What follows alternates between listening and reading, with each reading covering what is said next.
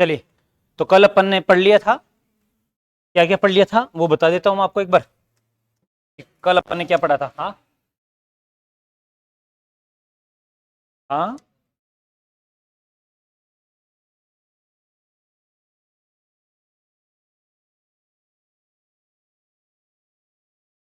RTE 2009। पहली बात तो ये कैसे लागू हुआ, कहां से इतिहास था उसको अपन ने पढ़ा। फिर इसमें पढ़ा कि इसमें अध्याय कितने हैं, तो 7 हैं, और धारा कितनी, तो 38। वर्तमान में एक नई जोड़ दी तो कितनी हो गई, 39। ठीक है। अध्याय जो पहला था जिसका नाम था प्रारंभिक, उसमें 2 धाराएं थी। धारा 1 जिसमें था नाम और इसके लागू होने की तिथि, और कहां लागू नहीं हुआ, कौन संस्थानों पर लागू नहीं किया गया, वो बताया आपको। फिर थी धारा 2। धारा 2 में अपन ने देखी थी परिभाषा। क्या देखी थी? परिभाषा। परिभाषा किस किस की देखी थी अपन ने? तो एक तो समुचित सरकार, समुचित सरकार, इसकी परिभाषा देखी। इसके अलावा अपन ने देखी बालक। बालक ध्यान रखना कि 6 से 14, लेकिन जो दिव्यांग बालक हैं उनके लिए उम्र कितनी थी, 6 से 18। यानी कि इसका मतलब है कि दिव्यांग बालकों को 6 से 18 तक निःशुल्क पढ़ाया जाएगा। सामान्य तो 6 से 14 पढ़ेंगे, समझ आ गई बात आपको। उसके बाद अपन ने देखा था भी स्कूल कौन कौन से हैं। इसके अलावा फिर एक बाल संरक्षण अधिकार अधिनियम था, संरक्षण आयोग, उसकी बात की गई थी। इसके अलावा संरक्षक माता पिता कौन है, ये परिभाषा अपन ने यहां पर देखी थी। फिर अपन ने देखा था अध्याय 2। अध्याय 2, अध्याय 2 का नाम यही था, ठीक है ना भाई। इसका नाम तो प्रारंभिक था, इसका नाम क्या था, अनिवार्य निःशुल्क शिक्षा। इसमें जो धाराएं थी कितनी थी, यानी धारा 3 से स्टार्ट है, टोटल भी कितने, 3। 3 में क्या था भाई, इसमें था जो ट्रांसपोर्ट बाउचर वाली जो बात है वो थी। ट्रांसपोर्ट बाउचर यानी कि प्रति किलोमीटर पे 10 रुपए और प्रति 2 किलोमीटर पे 15 रुपए। ये 10 रुपए प्राथमिक बच्चों के लिए और 15 रुपए उच्च प्राथमिक के लिए। फिर धारा 4 थी, तो 4 में ये लिखा गया कि भैया उम्र के आधार पर प्रवेश लेना है। उम्र यानी जितनी उम्र का बालक है उसको उसी उम्र के आधार पर, जैसे मान लीजिए कोई 5 साल का बच्चा है तो पहली क्लास में देंगे प्रवेश, 8 साल का बच्चा है तो उसको 3rd क्लास में या 4th क्लास में प्रवेश देंगे। यही तो बात थी। धारा 5 में था फटाफट से टीसी दे दो, यानी टीसी मांग रहा बच्चा तो तुरंत क्या देनी इसको, टीसी। टीसी देने में आपको फालतू में नाटक नहीं करने, वरना तो आपको क्या लग जाएगा, पनिशमेंट, ठीक है ना, कानूनी कार्रवाई होगी। ये बात कर ली अपन ने अध्याय 2 की। उसके बाद में अपन बात करते हैं अध्याय 3। अध्याय 3 क्या था भाई, अध्याय 3 यानी कि समुचित सरकार, स्थानीय प्राधिकारी और माता पिता, माता पिता के कर्तव्य, यानी कुल मिला के अध्याय जो 3 है वो कर्तव्यों की बात करता है। और इसमें जो धारा थी वो धारा 6 से 11 तक यही थी। सबसे पहले बात करते हैं धारा 6 में जो है समुचित सरकार, नहीं 6 में नहीं था, यहां था कि 3 वर्ष के अंदर स्कूल स्थापित किए जाएंगे। और इसका नियम भी यहीं से था वो, कि प्रति किलोमीटर क्या होगी, प्राथमिक स्कूल होगी, और प्रति 2 किलोमीटर क्या होगी, उच्च प्राथमिक। ये बात यहीं से थी वो। इसका अपन ने उल्लेख यहां जरूर किया था धारा 3 में, लेकिन 3 में वो इसलिए किया था अपन ने ट्रांसपोर्ट वाउचर बताने के लिए, जबकि प्रति किलोमीटर प्राथमिक होगी, प्रति 2 किलोमीटर उच्च प्राथमिक होगी, इस बात का उल्लेख धारा 6 में है, नहीं कि 3 में। वहां तो अपन वो ट्रांसपोर्ट वाउचर बताने के लिए बताया था कि ये नियम है यूं। फिर आ गई अपनी धारा 7। तो धारा 7 में वित्तीय शक्तियां, वित्तीय शक्ति यानी कि 60 और 40 है ना, समसा के अनुसार 60 केंद्र का और राज्य का 40। फिर थी धारा 8। धारा 8 में क्या था भाई, समुचित सरकार के कर्तव्य, समुचित सरकार के कर्तव्य 8 थे, तो 8 हो गया। फिर थी धारा 9। धारा 9 में थे अपने स्थानीय प्राधिकारियों के कर्तव्य, स्थानीय प्राधिकारियों के कर्तव्य। फिर थी धारा 10। इसमें थे माता पिता, अभिभावक के कर्तव्य, यही था ना। और धारा 11, धारा 11 में क्या थी, यानी कि 0 से 6 वर्ष के, या अपन कहे 3 से 6 ज्यादा अच्छा ये है। आंगनवाड़ी, आंगनवाड़ी की जो व्यवस्था की जाए वहां पढ़ने पढ़ाने, ये अपन ने पढ़ लिया था। इतने ही इंपॉर्टेंट बातें आपके काम की हैं, यही आपको याद रखनी है। बाकी तो बहुत सारा, अभी तो बहुत लंबा थोड़ा है ये कानून।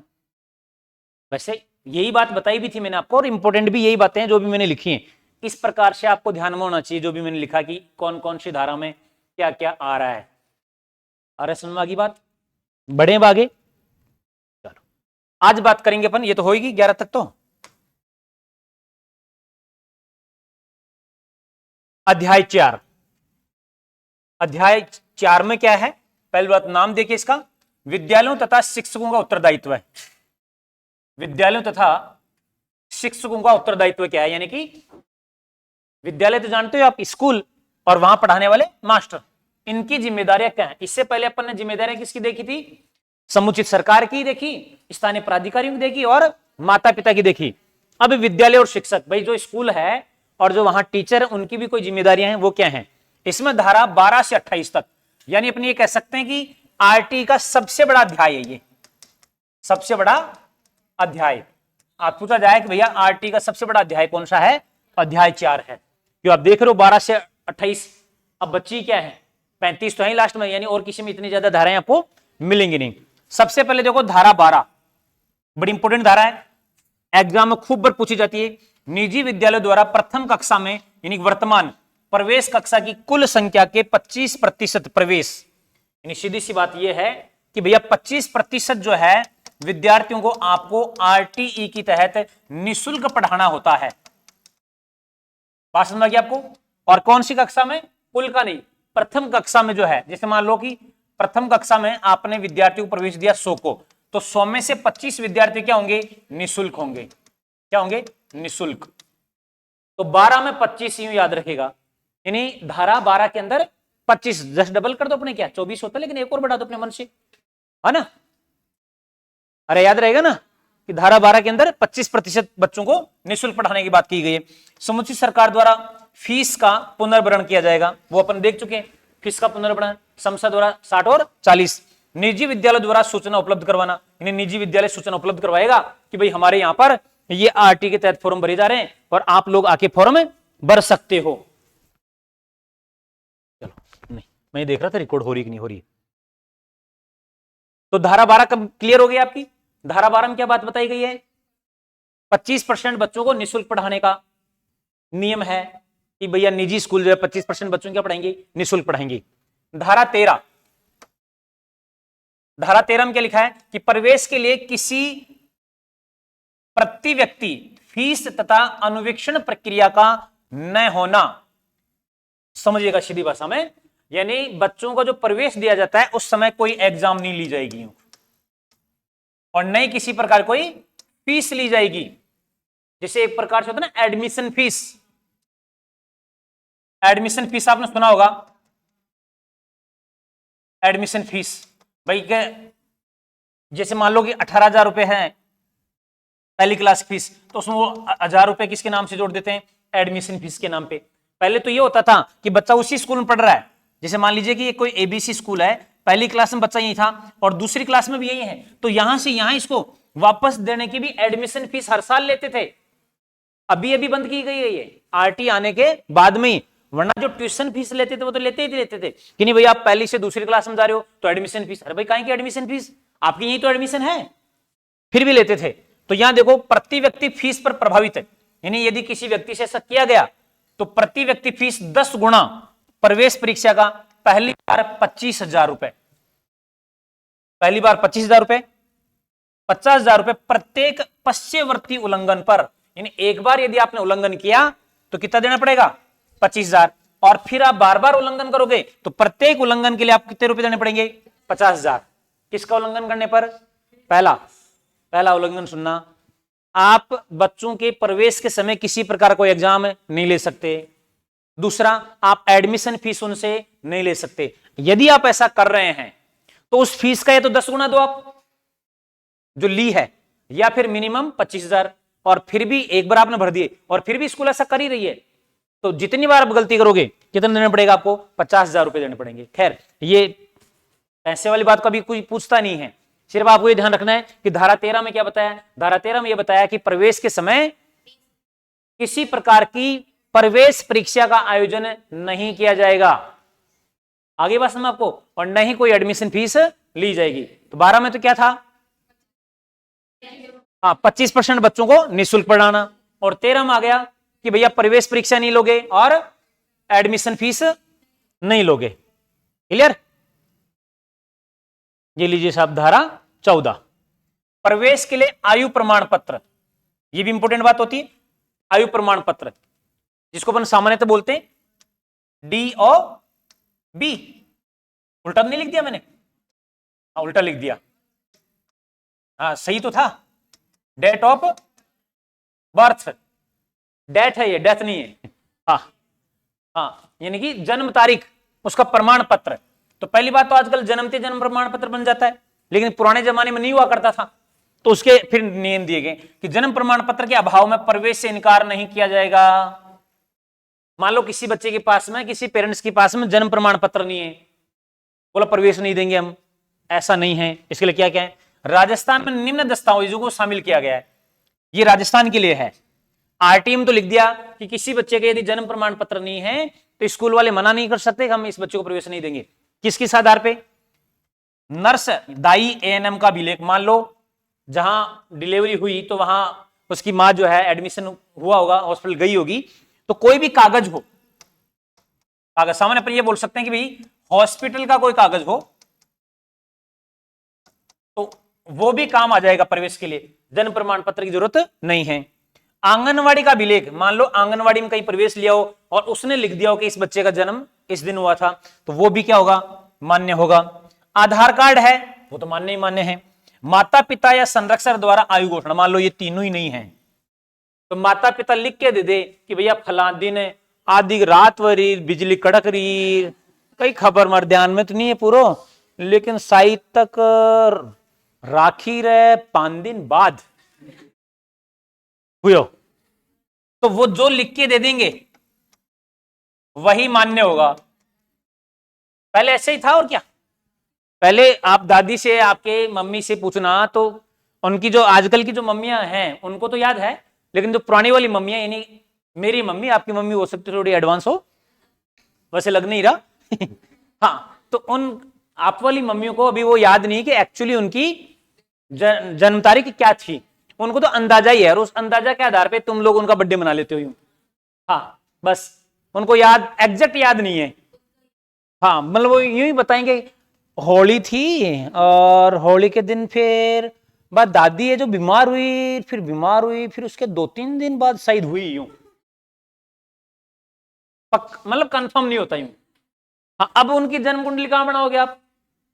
लेकिन फिर भी चलो ठीक है, तो जो लिख दिया, तो ये आपको ध्यान रखना है। देखो, धारा 12 25% की बात करता है, धारा 13 किसकी बात कर रहा है? प्रवेश परीक्षा नहीं ली जाएगी, एडमिशन नाम पे कोई पैसा नहीं लिया जाएगा। और धारा 14 किसकी बात कर रहा है? जन्म प्रमाण पत्र, कि यदि जन्म प्रमाण पत्र नहीं हो तो भी बच्चे को आप प्रवेश के लिए नहीं रोक सकते। आगे बात समझ में आपको? बढ़े आगे। नेक्स्ट, धारा 15, प्रवेश से इनकार नहीं किया जाना। ये बात करें अपन धारा 15 की। विद्यालय प्रवेश बंद के बाद भी प्रवेश दिया जाए, यानी कि प्रवेश विस्तारित अवधि 6 माह तक दिया जाए, ये पूछा जाता है। कहने का मतलब यह है कि भाई जैसे मान लो स्कूल है और स्कूल ने कहा कि भैया हमारे जो है 1 जुलाई से लेकर और हम 15 अगस्त तक क्या लेंगे? प्रवेश। अब एडमिशन बंद हो गए, अब आप गए कि साहब मेरे को तो एडमिशन चाहिए, तो स्कूल वाला एडमिशन के लिए आपको मना नहीं कर सकता। जो एडमिशन तारीख आपने घोषित की थी उसके भी 6 माह के बाद तक भी आपको क्या देना पड़ेगा? प्रवेश। इवन जो ये आरटीई है इसके तहत चलने वाले स्कूलों में तो अर्धवार्षिक परीक्षा के बाद भी प्रवेश दिया जा सकता है, क्योंकि फेल तो करना ही नहीं है।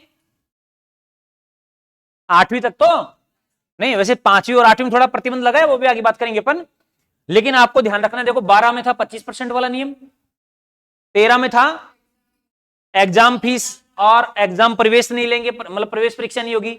14 में था हाँ कि यदि जन्म प्रमाण पत्र नहीं है तो भी प्रवेश के लिए रोका नहीं जाएगा। और 15 में आ गया कि मान लो टाइम से छोरा नहीं आया, अहमदाबाद कमाने कहीं गया हुआ था, प्रवेश की तिथि निकल गई, उसके बाद भी आपको 6 महीने तक प्रवेश बच्चे को देना होगा। आप मना नहीं कर सकते कि नहीं हमारे यहां बैठाने की जगह नहीं है, ये नहीं वो नहीं, आपको प्रवेश देना पड़ेगा। फिर देखो धारा 16, धारा 16 में क्या है, रोकने तथा निष्कासन का प्रतिषेध। 11 जनवरी, हाँ इस रोकने और निष्कासन का प्रतिषेध मतलब इसका मतलब यह था कि किसी भी बच्चों को फेल नहीं करेंगे, यूं 8वीं क्लास तक सबको पास करेंगे। लेकिन फिर राजस्थान में इसमें संशोधन किया गया, ये राजस्थान के लिए स्पेशल है ना। 11 जनवरी 2020 को इस धारा में संशोधन किया गया तथा संशोधन के तहत कक्षा 5वीं और 8वीं में रोकने की प्रक्रिया लागू की गई और यह कहा गया कि बच्चे की हर 2 माह बाद दोबारा परीक्षा ली जाए। मान लो कोई बच्चा फेल हो गया तो 2 महीने बाद इसकी फिर से परीक्षा ले लो। यदि उनके दोबारा परीक्षा लेने पर भी न्यूनतम स्तर प्राप्त नहीं कर पाया, मान लो 33% भी नहीं लाया, फिर से एग्जाम लो, फिर से परीक्षा देनी होगी। यदि इसके बाद भी बच्चा फिर से फेल हो रहा है तो न्यूनतम स्तर पर न्याय नहीं प्राप्त नहीं करता, यूं एक प्राप्त नहीं करता, न्यूनतम स्तर को प्राप्त नहीं करता है तो उच्च अधिकारियों की परामर्श से उन्हें रोका जा सकता है। बोलो अब मत, मतलब 5वीं क्लास का बच्चा है तो इसे इस फालतू झंझट में पढ़ना ही क्यों, फेल ही मत करो। स्कूल वाले की परेशानी हो जाती नहीं है तो वापस से फेल कर दिया तो भाई, मान लो फेल कर दिया तो भैया 2 महीने बाद वापस से एग्जाम लो, फिर बोले नहीं सर ये तो पास नहीं हो रहा, कि वापस से लो। सर अब भी पास नहीं हुआ तो तुम्हारा डीएलओ या बीईओ या पीओ, हाँ उससे बात करो आप। फिर वो क्या करेंगे, यार क्या माथाफोड़ी कर रहे हो, पूरा साल तो निकल गया बच्चे का, तुम तो इसको बढ़ाओ आगे बाहर में देखेंगे, 8वीं का 8वीं में देख लेंगे यूं। ये है, खैर कहने का मतलब ये है कि धारा जो 16 है ये बढ़िया धारा है कि किसी को 8वीं तक फेल नहीं करना। राजस्थान वाला नियम ध्यान रखना, 5वीं और 8वीं में फेल किया जा सकता है, लेकिन नियम पता लग गया होगा आपको, ये भी वैसा ही बात है। यानी फेल हो जाए तो 2 महीनों में एग्जाम लो, पास हो जाए तो ठीक है, नहीं तो फिर से 2 महीने में एग्जाम लो, फिर भी पास नहीं हुआ तो फिर उच्च अधिकारियों को बताओ भाई ये तो पास हो ही नहीं रहा है। उच्च अधिकारी कहेंगे यार तुम नहीं हो रहा पास तो कर दे पास, और क्या है, यही होगा। तो 16 में वापस 8 याद रखना और 12 में डबल याद रखना 25।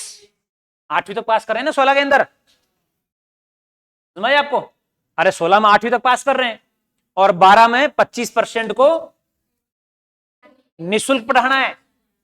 पहली क्लास में जितने बच्चे हैं उसका 25%, पूरी स्कूल के 25% नहीं, पहली क्लास में जितने बच्चे उसका 25%।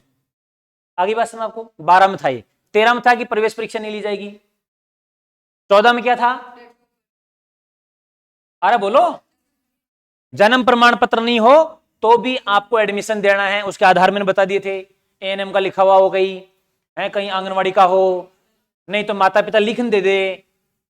फिर 14 के बाद भाई 15 में क्या था, प्रवेश नहीं लिया टाइम से तो भी 6 महीने तक उसकी अवधि को बढ़ा दिया जाए। और 16 में पता लगेगा आपको, हाँ 1 से 8 तक फेल नहीं करेंगे। लीजिए धारा 17, धारा 17 बालक के शारीरिक दंड एवं मानसिक उत्पीड़न का प्रतिषेध। मतलब 17 है बहुत खतरा, यानी बच्चों को आप दंड नहीं दे सकते, उनको डांट नहीं सकते, उनके नाम से पुकारो, वो भी सम्मानजनक नाम। मान लो भैरू है तो भैरू जी आइए बैठिए, आई बात समझ आपको। तो बालक को शारीरिक दंड एवं मानसिक उत्पीड़न का प्रतिषेध।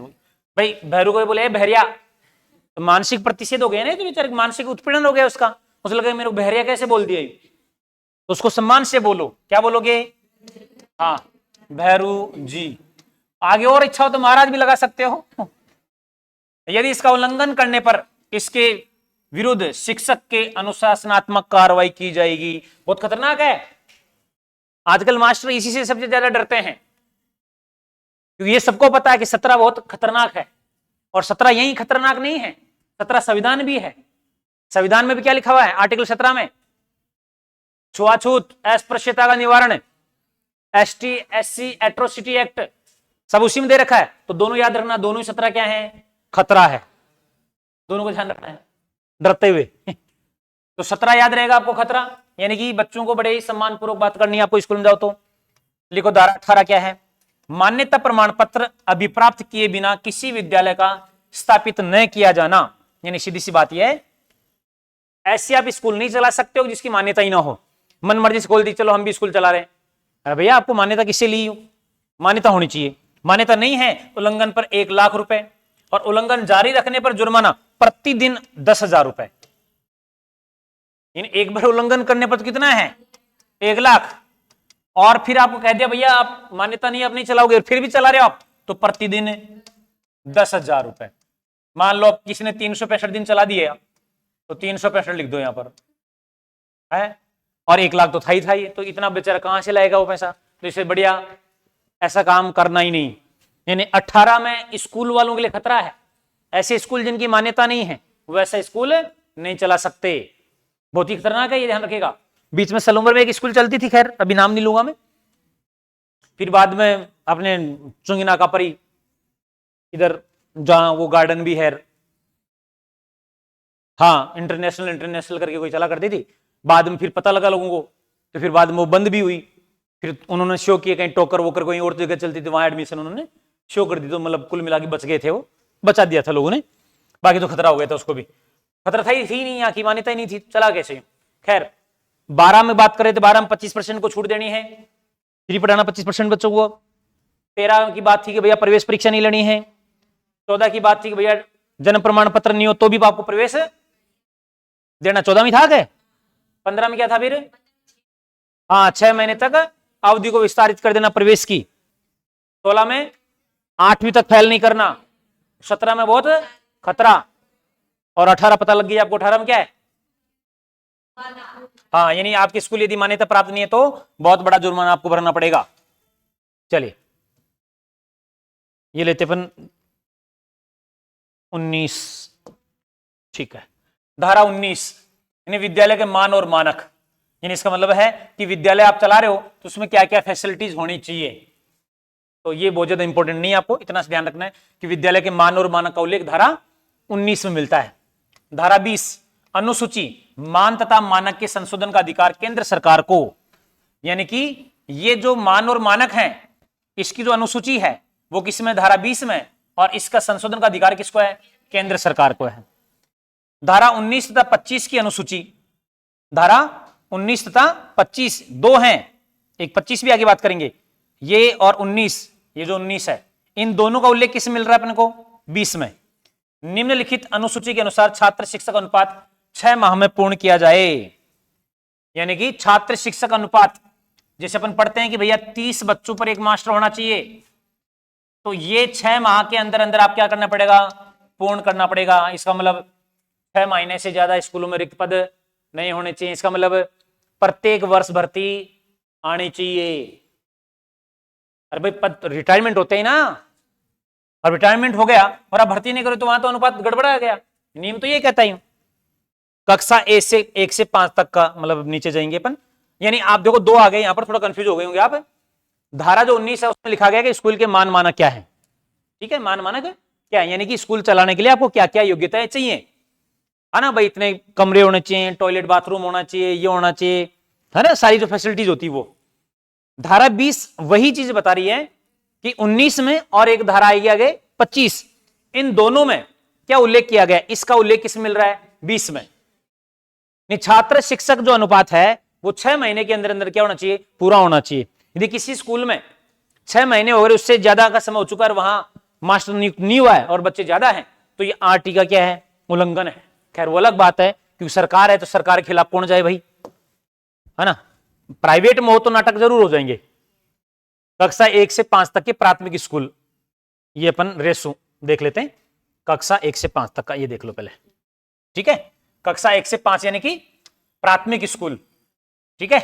यानी जो बीएसटीसी वाले जो मास्टर लगते हैं ना, वो इसी में लगते हैं। प्रवेश बालक और शिक्षक संख्या यानी 60 पर 2 अध्यापक होने चाहिए। अब ध्यान देना है 61 से 120 पर 3, अब वो 30 वाला नियम मत लगा लेना यहां पर, ये क्वेश्चन आते हैं यहां पर, ठीक है ना। अब यहां देखो 121 से 200 पर 4, तो यहां पर भी अब गड़बड़ा गया 40 वाला भी आपका नियम, ये स्टैंडर्ड है लेकिन आगे बदलाव आएगा, जो आप नियम है वो अलग है। 150 बालकों से ऊपर 5 शिक्षक व 1 प्रधानाध्यापक, प्रधानाध्यापक इसमें सहित है, यानी कितने हो गए, 6 हो गए। यानी 150 से ऊपर होने पर 5 तो क्या होना चाहिए, यहां से क्वेश्चन आता है, ध्यान रखना इंपॉर्टेंट है, ये बार बार क्वेश्चन आता है यहां से और ये कंफ्यूज करता है इसीलिए आता है।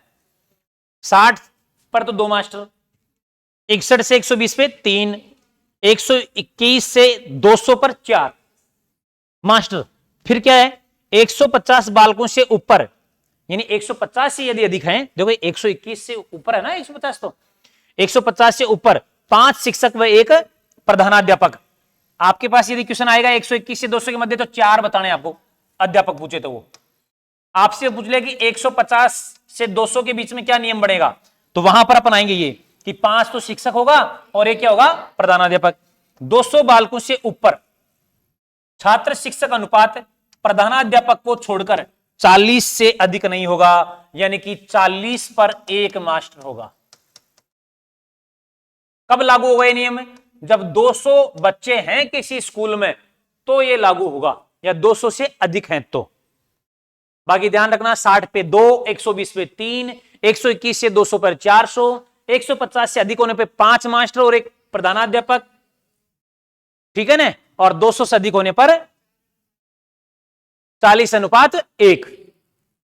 ये आ गया नियम समझ में क्या है। ये किसके लिए नियम है, प्राथमिक स्कूल के लिए, 1 से 5वीं के लिए। अब ये नियम और पढ़ लेना। 9 फरवरी 2017 MHRD वर्तमान शिक्षा मंत्रालय, इसी को वर्तमान क्या बोलते हैं, शिक्षा मंत्रालय बोलते हैं, ministry of human resource development इसको बोला करते थे, ministry of human resource development, इसी को वर्तमान क्या बोलते हैं, शिक्षा मंत्रालय द्वारा जारी रिपोर्ट में छात्र शिक्षक अनुपात इस प्रकार होगा, यानी इस 2017 के अनुसार अनुपात ये है, देख लेना। अब तो अब आपसे वो एग्जाम में क्या पूछ रहा है, आरटी के अनुसार पूछ रहा है या एमएचआरडी का जो नया रिपोर्ट कार्ड है 2017 वाला उसके अनुसार पूछ रहा है। यहां पर देखो आप प्राथमिक स्तर पर 30 पर 1, प्राथमिक मतलब पहली से 5वीं, इसका मतलब 30 पर 1, 60 पर 2, 90 पर 3, 120 पर 4, 150 पर 5, 180 पर 6। तो गणित वहां पर 150 वाले आ गई, ठीक है ना, बीच में जरूर गड़बड़ा रहा है लेकिन नियम वो है, ये प्राथमिक के लिए है। यदि क्वेश्चन आता है, इस बार भी क्वेश्चन आया था पता आपको, फिर डिलीट हुआ, उसमें स्पष्ट नहीं था कि किसका अनुपात पूछना चाह रहा है, वो इसके अनुसार पूछ रहा है कि आरटी के अनुसार पूछ रहा है। तो कुछ ने 30 अनुपात 1 करके आ गए, किसी ने 40 अनुपात 1 करके आ गए, और लास्ट में क्या हुआ, गलत, यानी कि उस क्वेश्चन को डिलीट किया गया। रिट अध्यापक मुख्य परीक्षा में था, 3rd ग्रेड के अंदर क्वेश्चन था। उच्च प्राथमिक स्तर पर 35 पर 1, माध्यमिक शिक्षा स्तर पर 30 पर 1, ये किसके अनुसार है, शिक्षा मंत्रालय के अनुसार। शिक्षा मंत्रालय के अनुसार 1 से 5वीं पर 30 पर 1 मास्टर होगा, उच्च प्राथमिक पर 35 पर 1 होगा, और माध्यमिक मतलब 10वीं वहां पर क्या होगा 30 पर 1, ये दोनों, ठीक है, 30 35 30। कक्षा 6 से 8वीं कक्षा के लिए, 6 से 8वीं के लिए उच्च प्राथमिक स्तर पर कम से कम प्रति कक्षा 1 शिक्षक, जितनी कक्षाएं हैं उसके अनुसार क्या होना चाहिए, 1 शिक्षक। इस प्रकार होगा कि निम्नलिखित प्रत्येक के लिए कम से कम 1 शिक्षक हो, यानी विज्ञान और गणित के लिए कम से कम 1 मास्टर होना चाहिए, सामाजिक अध्ययन के लिए 1 मास्टर होना चाहिए, भाषा है जैसे मान लो हिंदी है, अंग्रेजी है, संस्कृत है, तो उसके लिए क्या होगा, 1 मास्टर होगा। यानी ये देखो, एक तो नियम कौन सा है 35-1 वाला, एमएचआरडी के अनुसार 6 से 8 तक या 1 से 8 तक उच्च प्राथमिक हो ही नहीं, ये अभी तो पढ़ा अपन ने, लेकिन उसमें भी आपको ये देखना है कि सब्जेक्ट का मास्टर भी हो, ऐसा नहीं कि हाँ भाई यहां हमारे थे भाई बच्चे थे 70 और 2 मास्टर लगा दिए हमने और दोनों हिंदी के लगा दिए, भैया क्या करोगे? ऐसे थोड़ी काम चलेगा। यहां ऐसा काम नहीं चलेगा। यहां तो क्या लिखा है कि कम से कम प्रति कक्षा एक शिक्षक होना चाहिए, एक क्लास के रूम के एक मास्टर चाहिए। फिर 1 से 8 तक तो 8 मास्टर लगाओ आप, और उन 8 मास्टरों में भी इस बात का ध्यान रखो कि सब्जेक्ट के अनुसार मास्टर हो। नहीं वरना तो फिर क्या करेंगे, मंत्री जी से एप्लीकेशन लगा लगा के, सलूमर के पड़ोसी हैं तो सारे सलूमर में आ जाएंगे, पता लगा सारे सलूमर वाले हिंदी वाले थे। अब एक स्कूल में सारे हिंदी के मास्टर हैं, 8 के 8 हिंदी के, दूसरे स्कूल में 8 के 8 संस्कृत के। नहीं हमारे पास तो यही पड़ता था, हमारे यहां लगा दो कि क्यों कि सर पोस्ट खाली है। अरे खाली हिंदी की नहीं ना सर, ये नियम थोड़ी है, नियम तो 35 पे 1 है ना, लगा दो। ऐसा नहीं चलेगा, नियम ही चलेगा। वहां पर नहीं, प्राथमिक में हिंदी अंग्रेजी गणित कुछ नहीं चलता, वहां सब एक जैसे ही होते हैं। अरे बीएसटीसी वाले कोई सब्जेक्ट थोड़ी होता है, इसलिए तो उनको सब पढ़ना होता है। उनके गणित भी पढ़ना है, उनको पर्यावरण अध्ययन पढ़ना है, साइंस भी पढ़ना है, सब पढ़ना है, उनको बच्चों को सब पढ़ाना है। ये तो जैसे थोड़े से बड़े होते हैं मास्टर, उनको कहता नहीं मैं तो गणित का मास्टर हूं, मेरे को विज्ञान कैसे आएगी, तो मैं तो गणित पढ़ाऊंगा। काम चोर भी हो जाते हैं, नींद नहीं लेना बैठे बैठे, है ना। हाँ, आगे बढ़े अपन। अरे समझ में आई कि नहीं ये बात, बहुत इंपॉर्टेंट है। आगे देखो, प्रत्येक 35 बालकों के लिए कम से कम एक शिक्षक, उसी वही नियम चल रहा है अपने, उसी के लिए पढ़ रहे हैं अपन। जहां 100 से ऊपर बालक को प्रवेश दिया गया है वहां एक पूर्णकालिक प्रधानाध्यापक।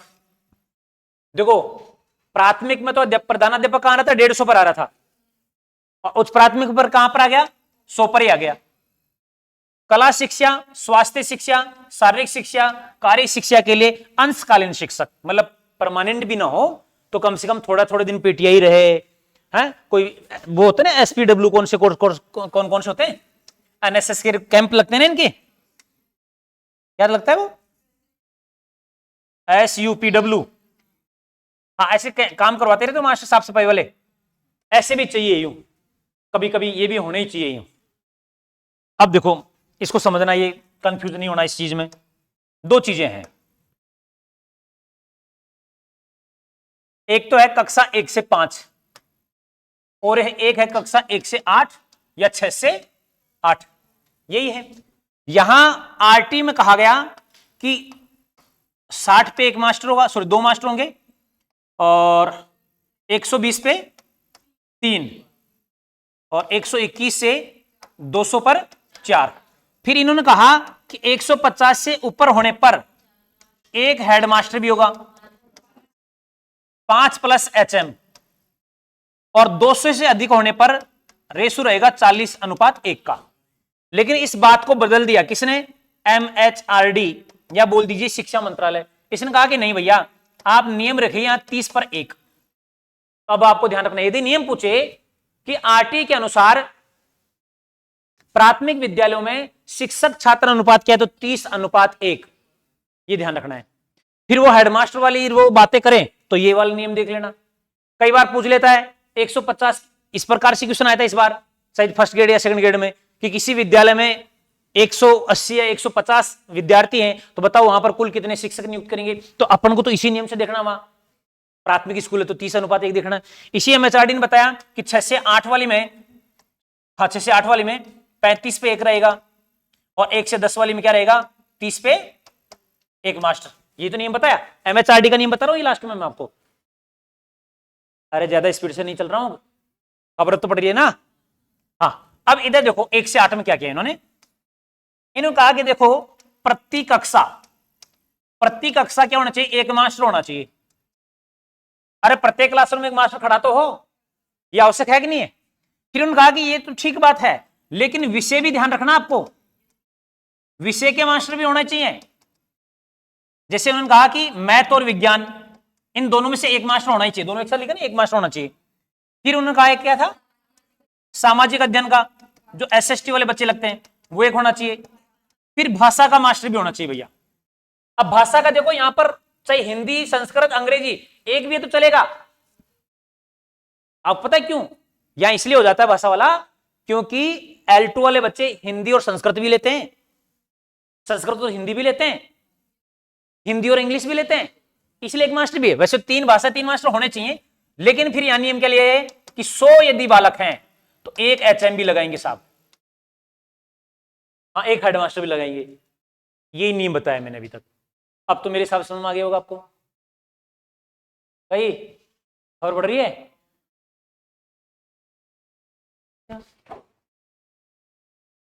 रोजाना रहते तो क्लास में आज ही रहा है ना?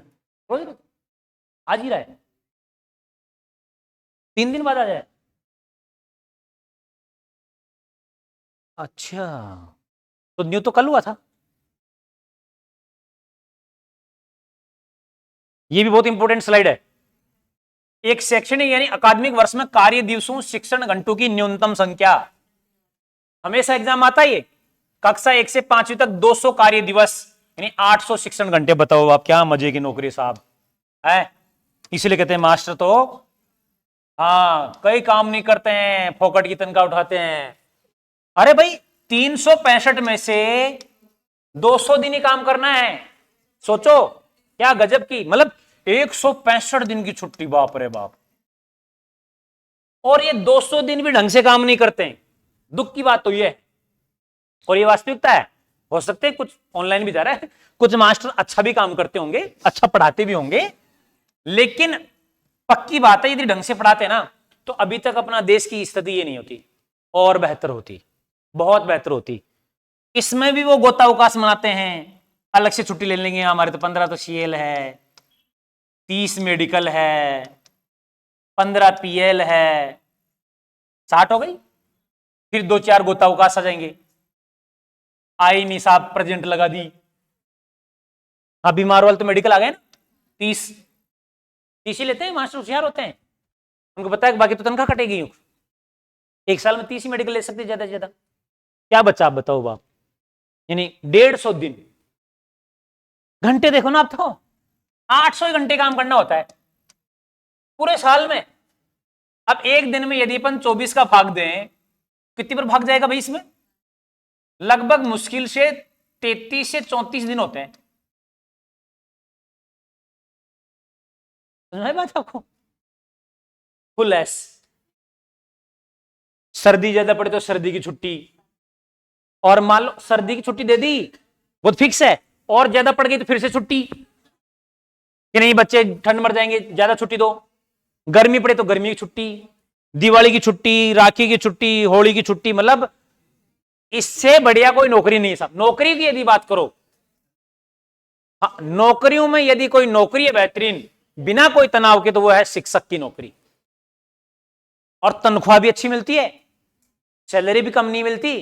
मास्टर को जितनी सैलरी मिलती है उतनी किसी भी डिपार्टमेंट में सैलरी नहीं है, किसी भी डिपार्टमेंट में। और है जैसे मान लो थर्ड ग्रेड लगा, 12वीं पास करते लग गए, क्या पढ़ लिया क्या कर लिया जीवन में? कुछ नहीं, 12वीं पास की, BSTC का डिप्लोमा कर लिया, ये लो मास्टर बन गया। उधर बेचारे डॉक्टर जिंदगी भर पढ़ते रहते हैं, मरते तब तक पढ़ते रहते हैं, प्रैक्टिस करते रहते हैं, लेकिन कुछ नहीं। न सो पाते ढंग से, न खा पाते ढंग से, न परिवार को समय दे पाते, न समाज को दे पाते। बेहद हालत खराब है। आप देख लेना मास्टर की ऑन एवरेज देखी जाए ना लाइफ, मुझे लगता है 70 से 75 साल है मास्टर की। और डॉक्टर की आप देखोगे ना 60 भी नहीं है, उससे पहले निकल लेते हैं। हाँ क्योंकि उनका जीवन ही खराब होता है ना पूरा पूरा, खाने पीने का ही टाइम नहीं बेचारों को। फिर भी क्या है, बेकार कौन? डॉक्टर। लुटेरे कौन? डॉक्टर। खैर अपने तो याद रखे, तुम्हारे लिए बहुत बढ़िया है ना। 200 कार्य दिवस, 800 घंटे काम करने हैं। 6 से 8वीं वाले 220 दिन, 20 दिन ज्यादा मान लो। और क्या भाई, 6 से 8वीं वाले आप और 1000 शिक्षक। सर हमारे सैलरी तो बराबर ही होती है नहीं? हाँ 200 घंटे एक्स्ट्रा दे दिए, सैलरी बराबर होती, ध्यान रखना दोनों थर्ड ग्रेड की। अच्छा फिर तो BSTC बढ़िया थी। हाँ 20 दिन काम कम करना पड़ता, इधर 200 घंटे भी काम कम करना पड़ता, और सैलरी तो बराबर ही मिल रही थी। लेकिन प्रमोशन इधर जल्दी होता है, इधर प्रमोशन कहीं नहीं होता। कहां होगा? वो थर्ड ग्रेड का थर्ड ग्रेड ही रहेगा, ये इधर थर्ड ग्रेड से सेकंड ग्रेड में चले जाते हैं। ठीक है ना? हाँ शिक्षक के लिए प्रति सप्ताह कार्य घंटों की न्यूनतम संख्या 45, ये पूछा गया है एग्जाम में। खूब यहाँ 45 भी दे देता है, 42 दे देता है, 40 देता है। ध्यान रखना प्रति सप्ताह 45 घंटे काम करना है। आगे देखो घंटे, जिसके अंतर्गत तैयारी का समय भी है। अब आप देखो सर 45 घंटे कैसे हुए, 6 ही तो दिन होते हैं, तो 45 में 6 का भाग दो तो कितना हो गया भैया, लगभग 7.5 घंटा। गुरुजी 7.5 घंटे की तो स्कूल ही नहीं होती है, 6 घंटे की होती है, तो 1.5 घंटा कौन सा, 1.5 घंटा घर से आना फिर वापस जाना, वो भी शामिल है इसमें। अरे वास्तव में आपको मजाक लग रहा है, वास्तव में शामिल है। अरे भैया तैयारी का समय, मतलब मैं पढ़ के आता हूं, मैं घर पे पढ़ रहा हूं, वो भी इसमें है कि मैंने घर पे 2 घंटा पढ़ा था साहब, आज मैंने 1 घंटा पढ़ा था। मास्टर डायरी मेंटेन करते हैं अपनी, उनको रिपोर्ट कार्ड देना पड़ता है कि हमने क्या क्या किया, कितना पढ़ाया, उनकी भी एक रिपोर्ट कार्ड बनता है, जैसे बच्चों की डायरी बनती है ना, वैसे उसमें लिखते हैं रोजाना आज हमने ये पाठ पढ़ाया, फिर उसका छोटा सा लिख देते हैं घर पे अध्ययन किया 2 घंटा 1 घंटा, क्योंकि 45 घंटे पूरे करने। तो आपको याद रखना है 800 घंटे और 200 दिन तो पहली से पांचवी, 1000 घंटे और 220 दिन, 6 से 8, 1 से 8 भी, 6 से 8 और 1 से 8 भी तो उच्च प्राथमिक होती है गए। हाँ तो ऐसे क्या मना कर रहे हो ठीक है। और प्रति सप्ताह कार्य घंटों की संख्या 45। इन सब में सबसे इंपॉर्टेंट ये है, यहां कंफ्यूजन ज्यादा होता है क्योंकि वो कैलकुलेशन भी बन नहीं पाती है लोगों की। इसके अतिरिक्त इस अनुसूची में प्रत्येक विद्यालय में एक पुस्तकालय की व्यवस्था की गई है। पुस्तकालय भी होना चाहिए, मास्टर पढ़ेगा भाई, वहां पर अध्ययन करेगा, बच्चे पढ़ेंगे। और लिखो आगे, देख क्या लिखा गया है, भवन सभी मौसम वाले, ऐसे भवन हो कि सब मौसम में बच्चा रह सके, जिसमें निम्नलिखित होंगे क्या क्या, देखो प्रत्येक शिक्षक के लिए कम से कम एक कक्षा, यानी मान लो इतनी तो मास्टर मत लगाओ कि मास्टर बाहर बैठ के जो है राजनीति कर रहे हैं। भाई क्लासरूम है पता लगा 5 और मास्टर लगा दिया अपने 12, अब एक क्लासरूम में एक मास्टर चला गया, 7 तो बाहर घूम रहे हैं ना, वो क्या कर रहे हैं फिर। तो ये भी नियम ध्यान रखना है, कार्यालय सह भंडार और प्रधानाध्यापक, यानी इतने कक्ष होने चाहिए। 5वीं तक यदि स्कूल है तो 5 तो वो हो गए, एक कार्यालय हो गया, एक सह कार्यालय हो गया, और एक होगा प्रधानाध्यापक का कक्ष। प्रधानाध्यापक का कक्ष अलग होता है, ध्यान रखना। कार्यालय का कक्ष मतलब वहां जब बाबू बाबू बैठते हैं वो होता है, ठीक है, और एक स्टाफ का होता है, ठीक है। बाधा मुक्त पहुंच, मतलब ऐसी जगह स्कूल ना हो कि जहां मास्टर को तैर के जाना पड़े, आसानी से, हाँ रोड वोड हो, बाइक वाइक ले जा सके बेचारे, कार वार ले जा सके, बाधा मुक्त पहुंच हो, आसानी से जा सके। लड़कों तथा लड़कियों के लिए पृथक शौचालय, यह भी आवश्यक है कि सेपरेट सेपरेट शौचालय, ये अभी तक बने हैं थोड़े बहुत, मोदी जी के आने बाद थोड़ा बहुत इसमें ज्यादा काम हो, बाकी नहीं हुआ है।